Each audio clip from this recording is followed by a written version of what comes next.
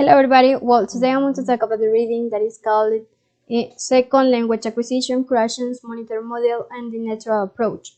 So basically what I want to mention about this reading is the things that are most important to me. And just to start, I think that it's really important to know about what is a second language. A second language is other language which is learned or acquiring after the first language or mother tongue. And they really mentioned that learning or acquiring a second language can be a difficult task for anybody. And that's true. And I think that if the person who is trying or acquiring a second language is older, the process could be difficult. To teach a second language is needed to know about the second language acquisition. And they really mentioned that teacher should have the basic knowledge about second language acquisition theories to provide a comprehensible teaching and to adapt the best learning environment to students. And well, even here in the reading, we can find the 5 creation hypotheses that one of them, well, I want to mention the names, and the first one is acquisition learning hypothesis.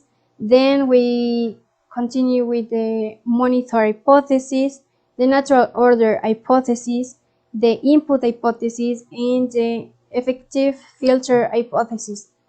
So, and I'm going to explain them. First, we have the acquisition learning hypothesis that mentioned that the acquisition refers to as an unconscious learning instead of learning that refers to a conscious process that happens in the classroom. Then we have the monitor hypothesis that mentioned that information that the acquisition center produces will be monitored, and if it doesn't match with the correct information, change will be made. Then the third one is the natural order hypothesis. Here mentioned that there is a natural order grammatical features of learning of the language. Then we have the input hypothesis that mentioned that the students receive a comprehensible input that are easy to understood, and the students' learning will increase. And the last one is the effective filter hypothesis that mentioned that we have like a mental screen that can be erased to filter information from reaching the acquisition center, which decrease the acquisition of the language. And well, the next point I am going to talk about is the zone of proximal development. Zone of proximal development by Vygotsky, it is defined as the difference between what can students do with help and what can students do without help. And here teachers will be able to know where the students are in their learning level in the acquisition and learning of a second language. And well, zone of proximal development is the gap between actual development and the potential development. So the purpose is to emphasize this zone of proximal development in a social interaction to facilitate the development of children, to maximize all the knowledge and maximize all this. Here I think that it's really important to give all the information on early age or an early stages of learning, and then little by little reduce the help and allow the child to take care or to take responsibilities about their knowledge. And well, yeah, in the reading we saw a circle where mentioned about the things I can do, the things I can do with help and the things I can't do. And I think it's really important to know what can I do by my own, but be conscious that I will be better if I accept the help from people who knows a lot of the topic I want to learn, and that's going to make me like increase that knowledge, and I will be better if I uh, accept the help from other who knows more than me.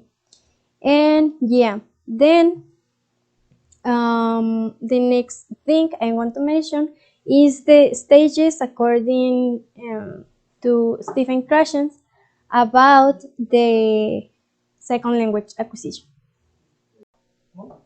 According with Stephen Krashen, there are 5 stages a person needs to be to can produce correctly the second language. The first one, the stage number 1, is the pre-production stage or the receptive stage, that say that people can learn by listening. They are trying to understand the new code they are hearing and trying to repeat it. Then we have the early production stage, that is the stage number 2.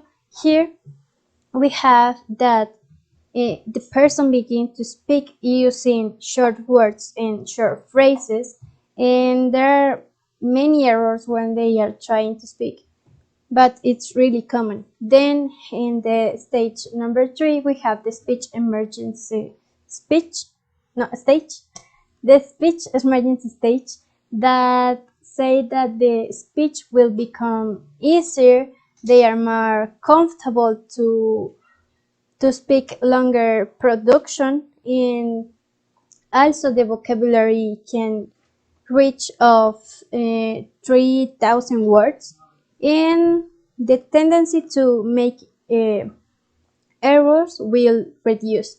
Then the stage number 4, we have the intermediate language proficiency stage, that here we have that they are a little more fluent. The learners will be converse more comfortable to speak. And well, the last one stage is the stage number 5, that is the advanced language proficiency stage, that here we have that the speech is fluent and they almost sounds like a native person. The fluency is really good, and they they can write and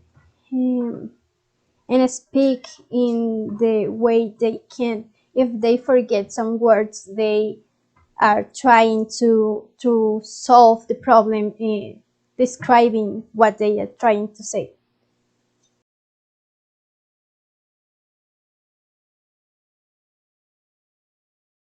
Well, that's everything I want to say about the reading. Make some comments if you have a different point of view, and let me know if I didn't mention something relevant.